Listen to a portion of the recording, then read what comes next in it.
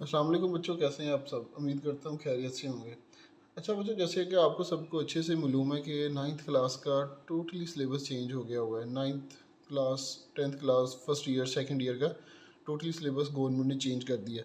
अब ये देखें कब तक चलता है, 2025 से ऑनवर्ड जब तक गवर्नमेंट अलाउ करती है ही हम सिलेबस सब पढ़ेंगे।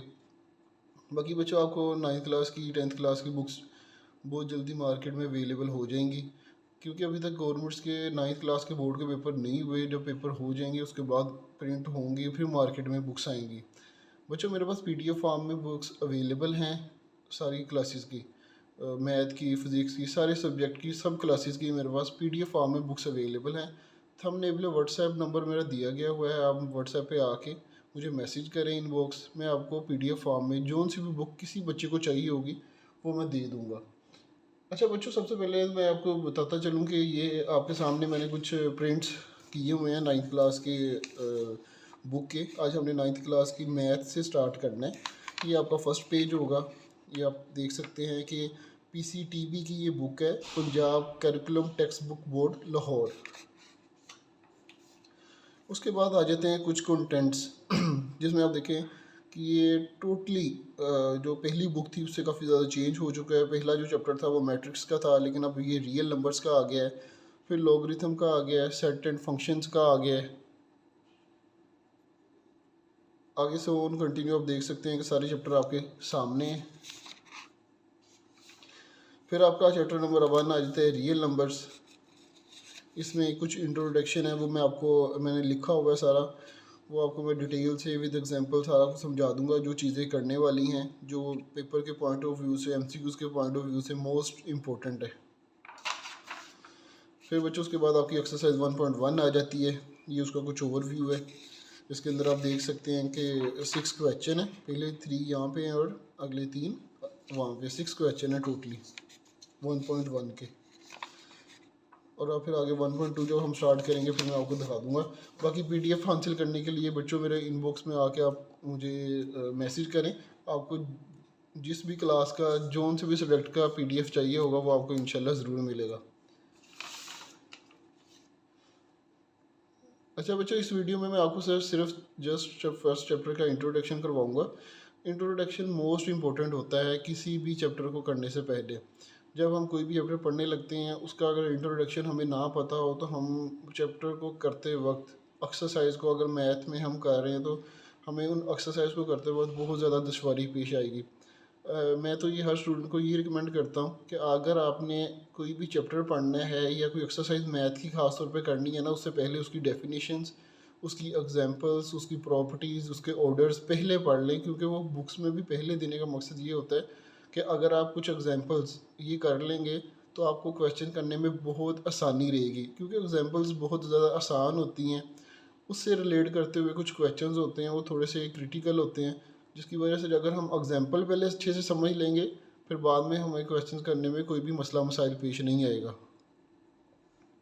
अच्छा बच्चों, ये है जी आपकी नाइन्थ क्लास की न्यू सिलेबस के अकॉर्डिंग हम पढ़ेंगे। चैप्टर नंबर 1 है जी रियल नंबर्स। रियल नंबर्स वो नंबर होते हैं जो हमें हकीकत में नज़र आते हैं। रियल नंबर्स देखें, रियल वर्ड्स को आपको समझना चाहिए।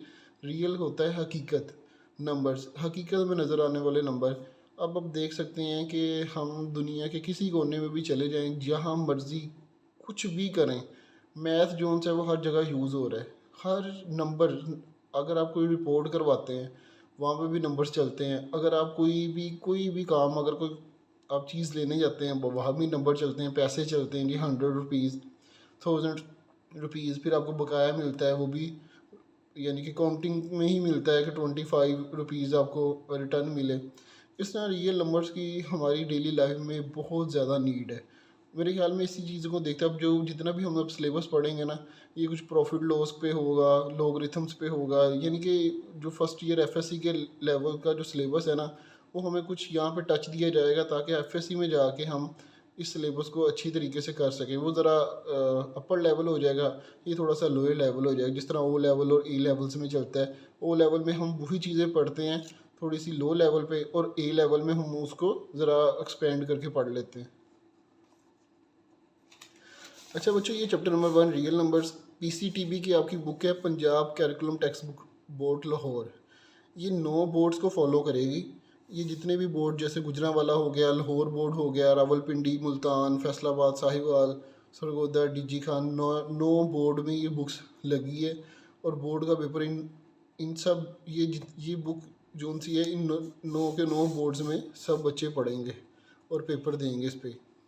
सबसे पहले आता है जी रैशनल नंबर्स। रैशनल नंबर्स को ना कैपिटल क्यू से रिप्रेजेंट किया जाता है। आपके सामने लिखा हुआ है कैपिटल क्यू से रिप्रेजेंट किया जाता है रैशनल नंबर्स को। मोस्ट इंपॉर्टेंट एमसीक्यूज़ है, पूछा जा सकता है, बार बार आने वाला एमसीक्यूज़ है कि रियल नंबर्स को किससे रिप्रेजेंट करते हैं जी, कैपिटल क्यू से। ये पूछा जा सकता है कैपिटल क्यू किस चीज़ को रिप्रेजेंट करता है जी, रैशनल नंबर को। दोनों तरीक़ों से पूछ सकते हैं। अब आएगा आपको बहुत ज़्यादा कंसेप्चुअल, अब जो पेपर बन के आएंगे वो ज़्यादा कंसेप्चुअल होंगे, इसलिए आपको हर चीज़ को पढ़ना, उसको समझना बहुत ज़्यादा ज़रूरी होगा। आगे चलते हैं रैशनल नंबर की definition. A number that can be written in the form of P over Q. P over Q की फॉर्म में जो नंबर्स हम लिखते हैं इन्हें रैशनल नंबर्स कहते हैं। लेकिन उसने शर्त ये लगा दी है कि क्यू जो सा है वो not is equal to zero होना चाहिए, क्यू ज़ीरो ना हो। उसकी रीज़न ये है कि आप पी की वैल्यू बेशक हम मिलियंस बिलियंस में लिख लें, लेकिन अगर जब क्यू जो सा है वो ज़ीरो हो जाएगा तो ये सारी वैल्यू पी की एरर दे देगा। अगर आप कैलकुलेटर करेंगे मैथ कैलकुलेटर पे, तो यहाँ पे आप पी की वैल्यू मिलियंस में लिख दें, नीचे आप ज़ीरो लगा दें, तो मैथ आपका कैलकुलेटर आपका एरर दे देगा। और ये मैथ का असूल भी है कि ओवर में ज़ीरो ना हो। तो रैशनल नंबर्स का भी उसने यही कहा है कि पी ओवर क्यू की फॉर्म में हो, लेकिन Q not is equal to zero होना चाहिए। जिस तरह अब आ गया जी 1 2 3 प्लस में, फिर नेगेटिव में आ जाए, नेगेटिव में भी लिख सकते हैं, पॉजिटिव में भी लिख सकते हैं, कोई भी वैल्यू लिख सकते हैं, बेशक 1000 में हो, 1000 से बड़ी हो, 5000 से बड़ी हो, लेकिन ज़ीरो नहीं आना चाहिए। उसने बस ये शर्त रखी है। रैशनल नंबर्स उन नंबर्स को कहते हैं जो पी ओवर क्यू की फॉर्म में लिखे जाएं, लेकिन Q not is equal to zero हो। आगे बच्चों चलते हैं जी नेचुरल नंबर। नेचुरल नंबर्स को हम एन से रिप्रेजेंट करते हैं और ये 1 से स्टार्ट होता है, 1 2 3 और सो ऑन कंटिन्यू चलते जाते हैं। उससे आगे आ जाते हैं whole number. Whole number W से रिप्रेजेंट करते हैं हम इनको, और ये स्टार्ट होते हैं 0 1 2 3 और कंटिन्यू सो ऑन चलते जाते हैं। अब बच्चों देख लें नेचुरल नंबर और होल नंबर्स में मेन डिफरेंट क्या है कि होल नंबर 0 से स्टार्ट होंगे, नेचुरल नंबर 1 से स्टार्ट होंगे। आगे आ जाते हैं इंटीजर्स। इंटीजर्स रिप्रेजेंट करते हैं हम जी जेड के साथ, ये मैंने लिखा हुआ है जेड के साथ इंटीजर्स को रिप्रेजेंट किया जाता है। बच्चों 8th क्लास में आपने इन सब चीज़ों को अच्छे से पढ़ा होगा, लेकिन यहाँ पे भी करवाने का मकसद ये है कि आपकी ये बुक का हिस्सा है। जिन बच्चों को पता है चलिए उनकी भी प्रैक्टिस हो जाएगी दोबारा, जिनको नहीं पता उनको भी अच्छे से समझ आ जाएगी।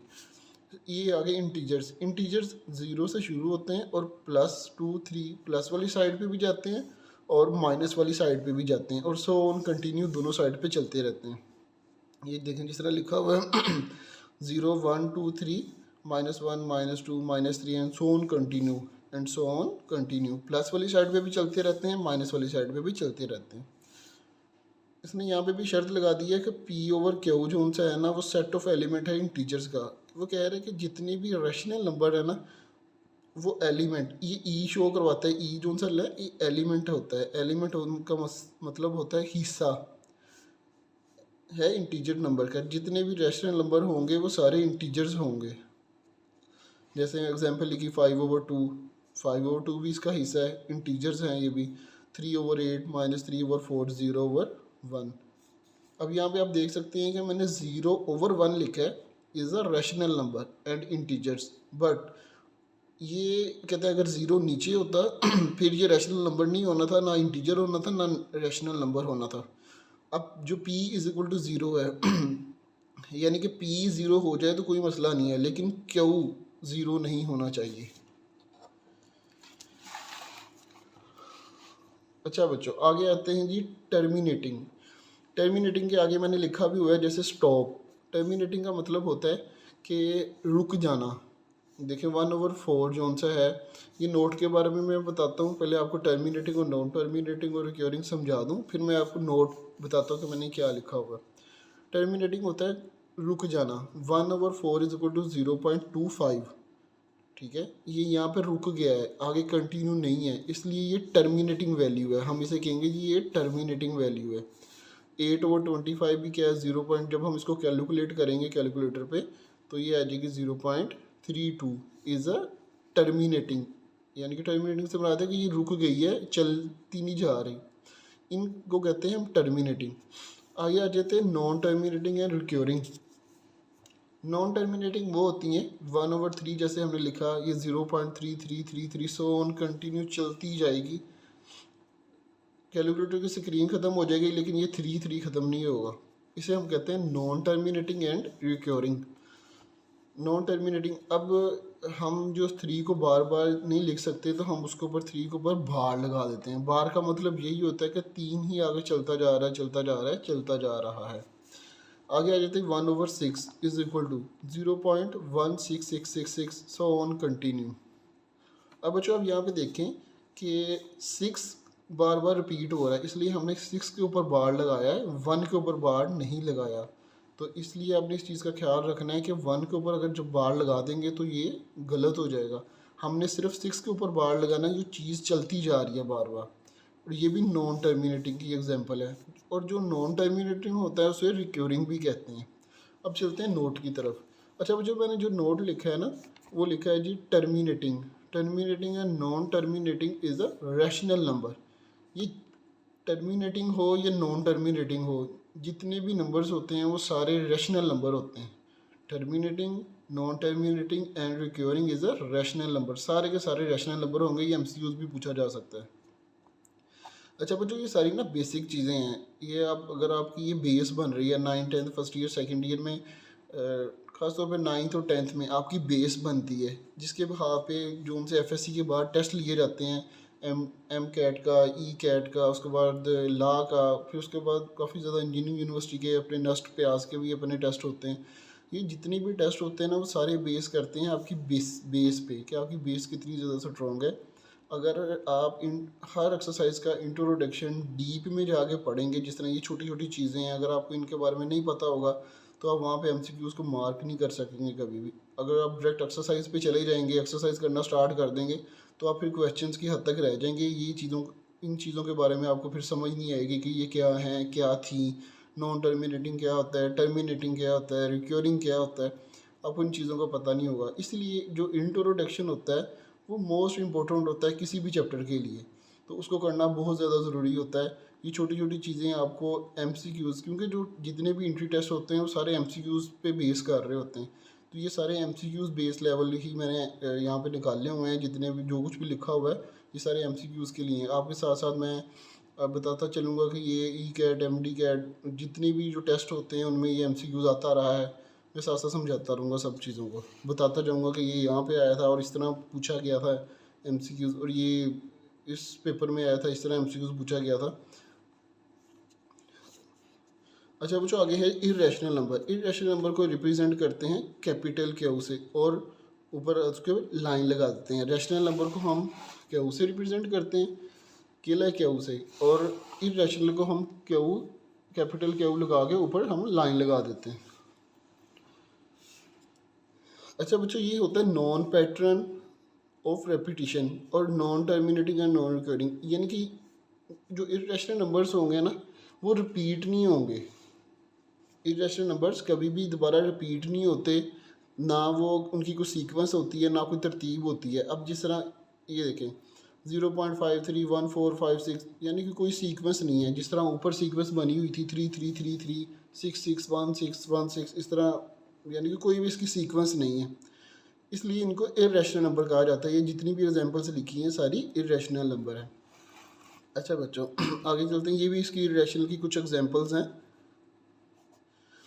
क्या कहता है जी पाई जोन सा वो इरेशनल है, ठीक है हमने मान लिया, लेकिन 22/7 जोन सा है वो इज़ अ रैशनल नंबर। इसकी रीज़न क्या है? 22/7 रैशनल नंबर है, जो पाई है वो इरेशनल नंबर है। बच्चों इसकी मेन रीज़न ये है कि पाई इक्वल नहीं होता 22/7 के, अप्रोक्सीमेटली इक्वल होता है 22/7 की। अगर वो बिल्कुल इक्वल होता तो फिर ये भी रैशनल होना था और ये भी रैशनल होना था।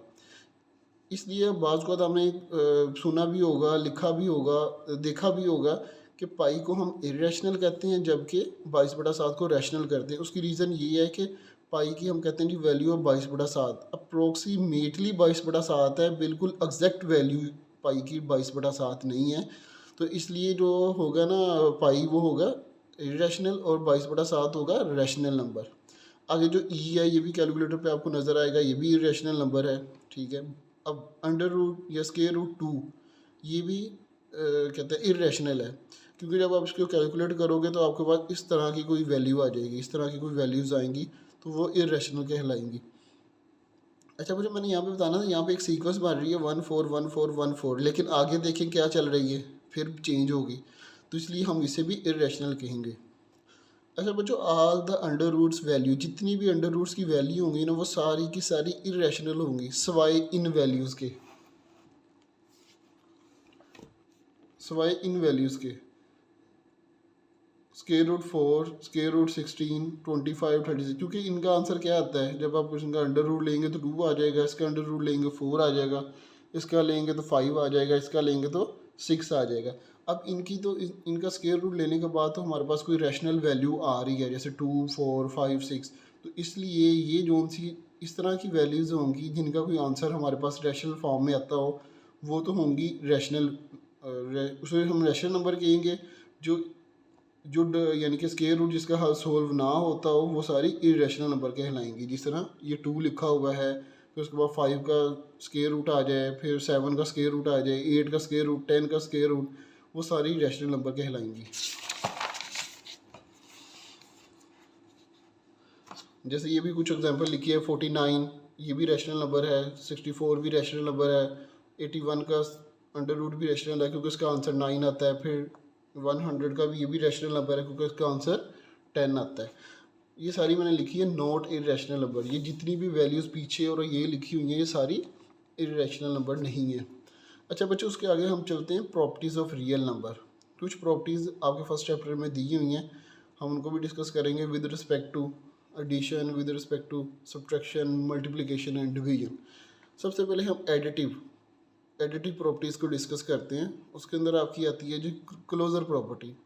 क्लोजर प्रॉपर्टी होती है जी अगर कोई आपका alphabetic A and B set of element of R, मसलन इसका कहने का मकसद ये है कि आपके पास कोई भी एक सेट है, उसमें 1 है, 3 है, 5 है, 6 है, सो ये आपके पास जो भी सेट है ये क्या है, रैशनल नंबर है, रैशनल नंबर का सेट है। इसमें आप जितने भी नंबर देखेंगे सारे रैशनल नंबर्स होंगे।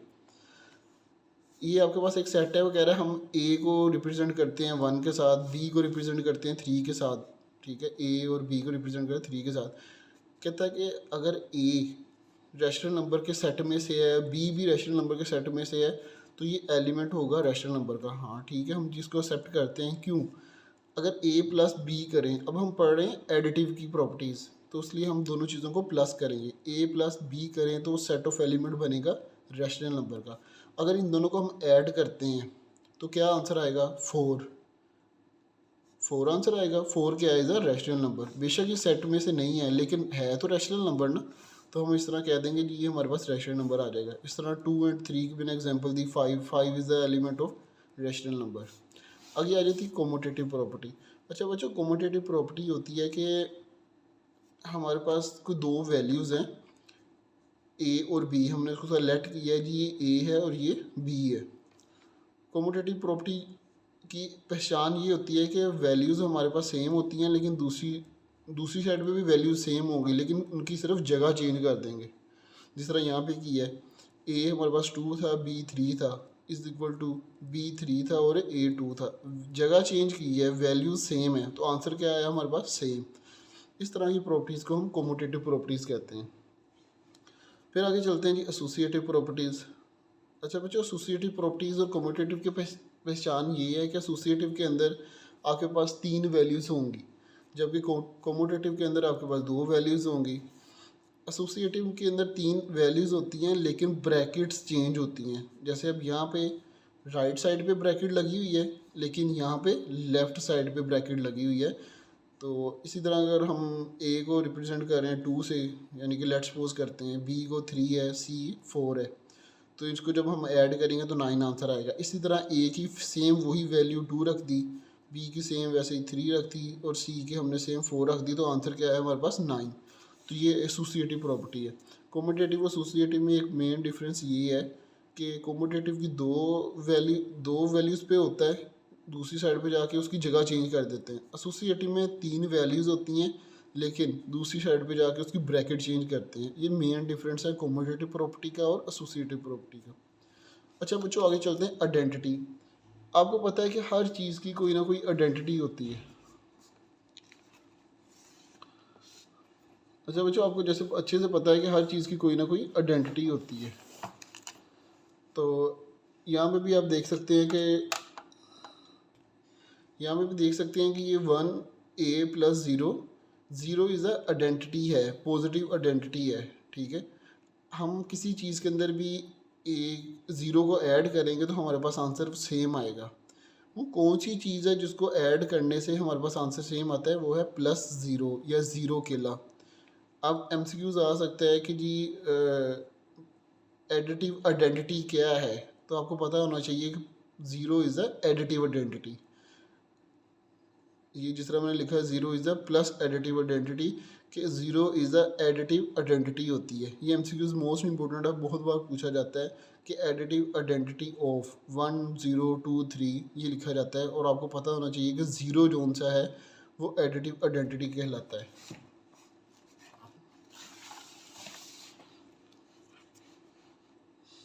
अच्छा बच्चों, आगे है जी इनवर्स। इन्वर्स से मुराद होता है कौन सी ऐसी चीज़ है जो उसको इन्वर्स कर दे, उसको काट दे, उसको ख़त्म कर दे।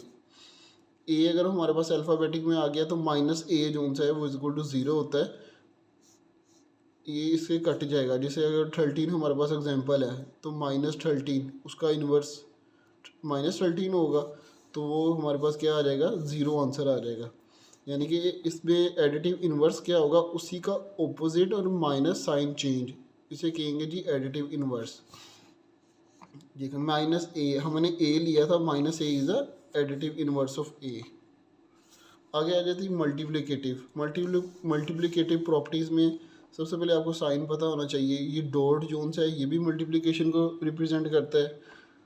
फिर मल्टीप्लाई भी रिप्रेजेंट करता है कि ये मल्टीप्लाई का साइन है। ब्रैकेट्स भी शो करवाती हैं कि ये मल्टीप्लिकेशन हो रही है। इसमें में क्लोजर प्रॉपर्टी सबसे पहले आ जाती है। क्लोजर प्रॉपर्टी आती है जी a.b set of element r। अगर ये भी रैशनल नंबर है, ये भी रैशनल नंबर है, तो हम कह सकते हैं कि ये एलिमेंट होगा, ये हिस्सा होगा रैशनल नंबर का, जी कह सकते हैं। जैसे 2 और 3 को मल्टीप्लाई किया, आंसर आया 6 is the rational number of r। आगे आ जाती है कॉम्यूटेटिव प्रॉपर्टी। कॉम्यूटेटिव प्रॉपर्टी उसी तरह बेटा कि वहाँ पे हमने विद रिस्पेक्ट टू एडिशन चल रहे थे, यहाँ पे विद रिस्पेक्ट टू मल्टीप्लिकेशन चल रहे हैं, तो इसलिए हमने यहाँ पे कुछ भी नहीं लगाया। जहाँ पे कुछ भी ना हो उसका मतलब भी हो रहा है कि ये दोनों वैल्यूज़ मल्टीप्लाई हो रही हैं। जब इन दोनों को हम मल्टीप्लाई करेंगे तो 2 और 3 6 आंसर आएगा। इसी तरह जगह चेंज कर दी है लेकिन वैल्यू सेम है, फिर भी आंसर 6 आया। इसे हम कॉम्यूटेटिव प्रॉपर्टी कहते हैं। जैसे आप मैंने आपको बच्चों पीछे बताया है कि कॉम्यूटेटिव प्रॉपर्टी वो प्रॉपर्टी होती है जिसमें हम दो वैल्यूज़ होती हैं लेकिन दूसरी साइड पे जाके सिर्फ उनकी जगह चेंज करते हैं। लेकिन एसोसिएटिव प्रॉपर्टीज़ वो होती हैं जो वैल्यूज़ 3 हों लेकिन हम उनकी ब्रैकेट्स दूसरी साइड पे जाके चेंज कर दें, लेकिन आपके आंसर में कोई फ़र्क ना आए, उसे हम एसोसिएटिव प्रॉपर्टी कहते हैं। विद रिस्पेक्ट टू मल्टीप्लिकेशन, ये विद रिस्पेक्ट टू मल्टीप्लिकेशन पढ़ रहे हैं इसलिए आपस में सारी मल्टीप्लाई हो रही हैं। नीचे मैंने एग्जांपल सॉल्व की है। ए को रिप्रेजेंट किया 2 से, बी को 3 से, सी को 4 से, ये आ गया 24। फिर ए को 2 से, बी को 3 से और सी को 4 से इज इक्वल टू 24। सॉल्व करने के बाद आपके पास आंसर 24 आ जाएगा।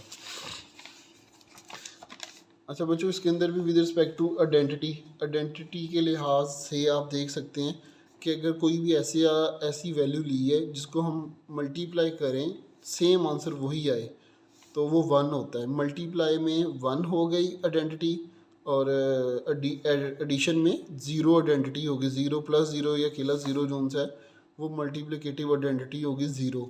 लेकिन सॉरी, एडिटिव आइडेंटिटी 0 होगी, मल्टीप्लिकेटिव आइडेंटिटी 1 होगी। देखिए हमने 1 से जब मल्टीप्लाई किया या 1 को पहले रख के मल्टीप्लाई किया, आंसर हमारे पास सेम वही आएगा। तो ये जो सा +1 है ये मल्टीप्लिकेटिव आइडेंटिटी है, लेकिन एडिटिव आइडेंटिटी क्या है? 0। आगे आगे इन्वर्स, मल्टीप्लाई में भी जो होता है वो इन्वर्स होता है, उसका रेसिप्रोकल, उसका उल्ट। एड सबसे पहले मैं रिपीट कर दूं, एडिटिव में माइनस ए होगा और जो मल्टीप्लाई में 1/a होगा, यानी कि उसी चीज़ को उल्टा देने को इन्वर्स कहेंगे। आंसर आएगा 1। अगर हम 1/a यानी कि अल्फ़ाबेटिक रख लेंगे फिर भी क्रॉस मल्टीप्लाई करेंगे तो ये कट जाएंगे, आंसर आएगा 1। अच्छा बच्चों, नीचे आता है हमारे पास डिस्ट्रीब्यूटिव प्रॉपर्टीज़। ये भी मोस्ट इंपॉर्टेंट प्रॉपर्टीज़ है, ये एमसीक्यूज में पूछी जा सकती है। डिस्ट्रीब्यूटिव प्रॉपर्टी होती है कि मल्टीप्लाई हो रहा होता है अंदर। अब ये देखें, ब्रैकेट के अंदर हमारे पास दो अल्फ़ाबेट के कोई भी दो वैल्यूज़ हैं या दो कोई अल्फ़ाबेट्स हैं। लेट्स सपोज कर लिए हमने BC, बाहर A है। इसको सबसे पहले मल्टीप्लाई करने का असूल ये होता है कि हमने बाहर वाली पहली वैल्यू को B से मल्टीप्लाई करना है, फिर A वाली को C से मल्टीप्लाई करना है। ठीक हो गया। मल्टीप्लाई किया AB, सबसे पहले A को B से मल्टीप्लाई किया, सेंटर में आ गया प्लस, फिर A को C से मल्टीप्लाई किया, ये आ गया C। अब हम इसे कहेंगे left distributive property over addition. देखें, लेफ़्ट डिस्ट्रीब्यूटिव सबसे पहले आप समझिए मैंने क्यों कहा इसको, क्योंकि जिस चीज़ से मल्टीप्लाई कर रहे हैं वो लेफ़्ट साइड पे है हमारी, इसलिए हम इसका नाम रखेंगे left distributive property over additions with respect to addition, यानी कि सेंटर में साइन है पॉजिटिव का, इसलिए हमने ओवर एडिशन कहा। लेकिन मल्टीप्लाई क्या लेफ़्ट साइड पे अल्फ़ाबेट हो रहा है, इसलिए हम इसे कहेंगे लेफ़्ट डिस्ट्रीब्यूटिव ओवर एडिशन। अब यहाँ पे भी सेम वही वैल्यू, सिर्फ साइन चेंज हुआ है। मल्टीप्लाई करने का तरीका यही है, AB माइनस A को फिर C से मल्टीप्लाई किया, ये होगी लेफ़्ट डिस्ट्रीब्यूटिव ओवर नेगेटिव। आगे बच्चों A प्लस B और ये C जोन सा ये आ गया हमारे अब राइट साइड पे, तो हम इसको कैसे लिखेंगे? सबसे पहले मल्टीप्लाई करेंगे C को A से, तो आ जाएगा AC, प्लस B को C से आ जाएगा BC। Right distributive over positive, क्योंकि ये हमारे अब जो मल्टीप्लाई जिससे कर रहे हैं वो राइट साइड पे है। अब यहाँ पे भी देखें साइन चेंज हुआ है और सेम ऊपर वाली वैल्यू, तो इसलिए हम लिख देंगे right distributive over negative.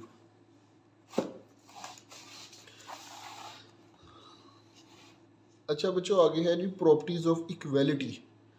Equality properties होती हैं, सबसे पहले उसमें आता है रिफ्लेक्सिव होता है, हर चीज़ का कोई ना कोई अक्स होता है। जिस तरह मैं अपने आप को अगर किसी ग्लास में देखूंगा तो मुझे मिरर में देखूंगा तो मुझे अपना ही अक्स नज़र आएगा, कोई और शख्स वहाँ पे नज़र नहीं आएगा। इसी तरह रिफ्लेक्सिव में भी ये होता है कि जौन सी चीज़ आपने ली है सेम इज इक्वल टू दूसरी साइड पे भी वही हो, इसे हम रिफ्लेक्सिव प्रॉपर्टी कहते हैं।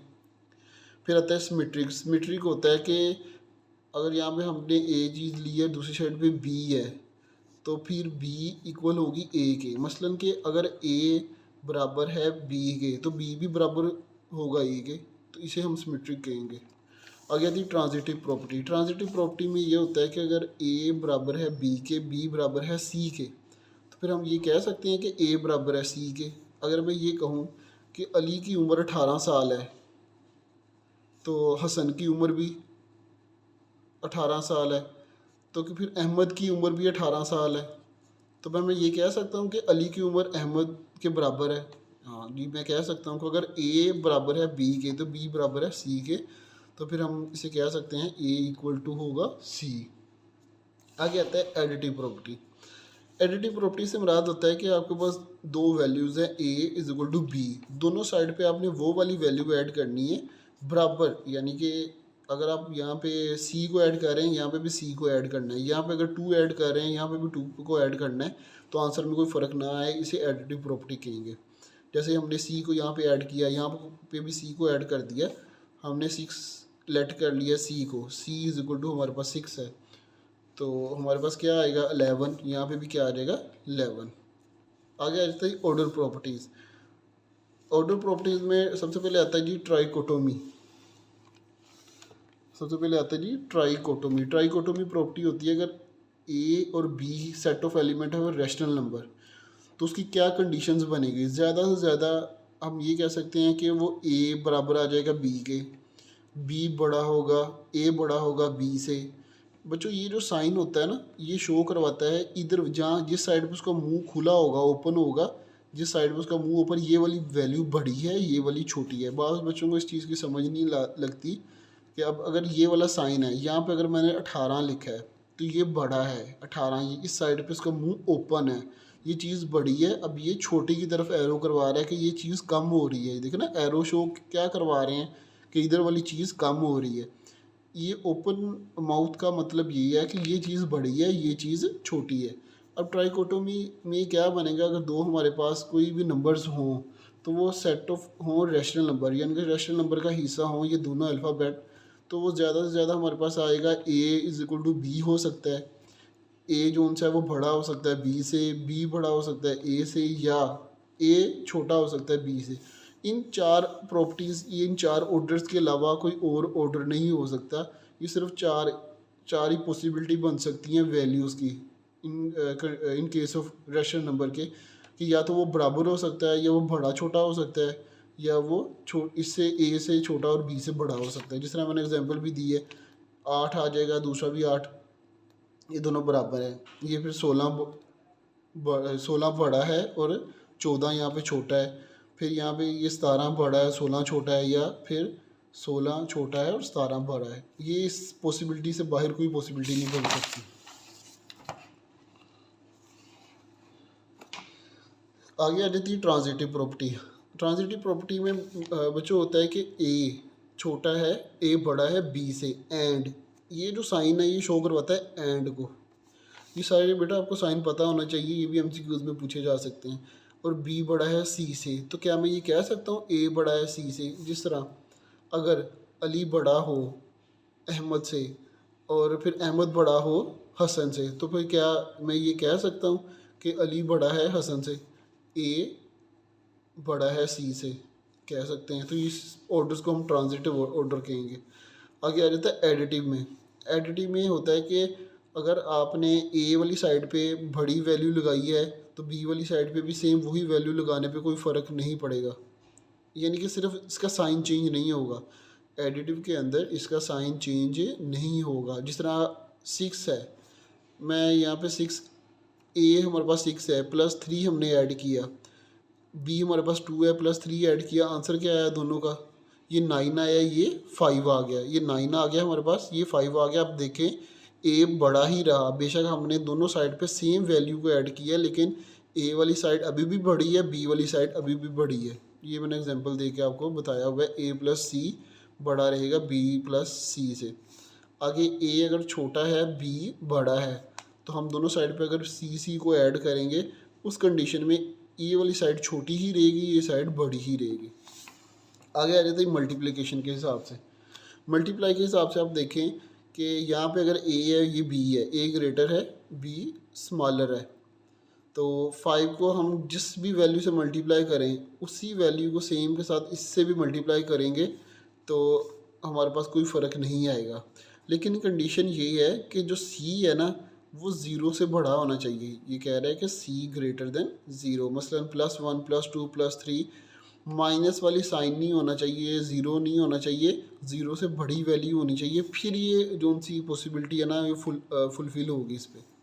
अब इसी में भी देखें कि ए उसने कहा जी स्मॉलर है, बी ग्रेटर है, हमने सी दोनों साइड को सी से मल्टीप्लाई किया, यहाँ पे भी कंडीशन ये लगा दी, साइन चेंज नहीं हुआ। देखिए वही साइन है, यहाँ पे भी वही साइन है, साइन चेंज नहीं हुआ, तो इसलिए कंडीशन क्या है कि ज़ीरो से बड़ी वैल्यू होनी चाहिए सी की। अब यहाँ पे आके आप देखें तीसरी एग्जांपल पे कि ए ग्रेटर है बी के, ए सी को मल्टीप्लाई कर दिया, यहाँ पे भी साइन चेंज हो गया। यहाँ पे क्या था, ए ग्रेटर था बी लेसर था, यहाँ पे अब क्या हो गया, ए लेसर हो गया बी ग्रेटर हो गया। लेकिन कंडीशन क्या उसने लगाई है कि जो सी है वो छोटा हो ज़ीरो से। सी ज़ीरो से छोटे से मुराद ये है कि वो माइनस में हो, -1 -2 -3। अब सी की वैल्यू हमने -1 -2 -3 लगानी है। इस कंडीशन में साइन चेंज हो जाते हैं, अगर वो ग्रेटर होगा तो लेसर हो जाएगा, अगर ये लेसर है तो वो ग्रेटर हो जाएगा। मैंने एग्जांपल दे के भी बताया आपको। अगर 2 यहाँ हमारे पास ए है वो ग्रेटर है बी से, यानी कि बी हमारे पास 1 है, तो हम दोनों साइड पर -2 से मल्टीप्लाई कर रहे हैं। अब देखें आप, हमने दोनों साइड पे -2 से मल्टीप्लाई करवाया, ये नहीं किया कि यहाँ से इसको बड़े से मल्टीप्लाई करवा दिया, इसको छोटे से, इस तरह फ़र्क आएगा नहीं। दोनों साइड पे सेम वैल्यूज़ को हमने मल्टीप्लाई करवाना है। लेकिन अब माइनस की हमने वैल्यूज़ लगा दी हैं, यहाँ पे पॉजिटिव की वैल्यू थी इन दो एग्जांपल में, यहाँ पे माइनस की लगा दी। ये -4 आ गया और यहाँ पे हमारे पास आ गया जी -2, ये -4 आ गया और ये हमारे पास आ गया -2। अब ये देखें कि -4, अब बच्चे कहेंगे सर ये तो है बड़ा, ये छोटा है। नहीं, माइनस के अंदर बच्चों जो वैल्यू जितनी बड़ी होगी वो उतनी छोटी कंसीडर की जाती है, जो वैल्यू जितनी छोटी होती है उतनी बड़ी कंसीडर की जाती है। माइनस में टोटली जो आपका कंसेप्ट है वो चेंज हो जाता है, बड़ी छोटी वैल्यू वाला। अब इसमें -4 में ये वाली वैल्यू बड़ी है और ये वाली वैल्यू नहीं, सॉरी, ये वाली वैल्यू छोटी है और ये वाली वैल्यू बड़ी है, क्योंकि ये ज़ीरो के ज़्यादा करीब है, इस वजह से ये वैल्यू बड़ी है और ये वैल्यू छोटी है। देखने में हमें बड़ी लग रही है, लेकिन माइनस के कंसेप्ट में ये वैल्यू हमारे पास छोटी है और ये वाली वैल्यू हमारे पास बड़ी है। अच्छा, आगे आ जाते हैं बच्चों डिवीज़न।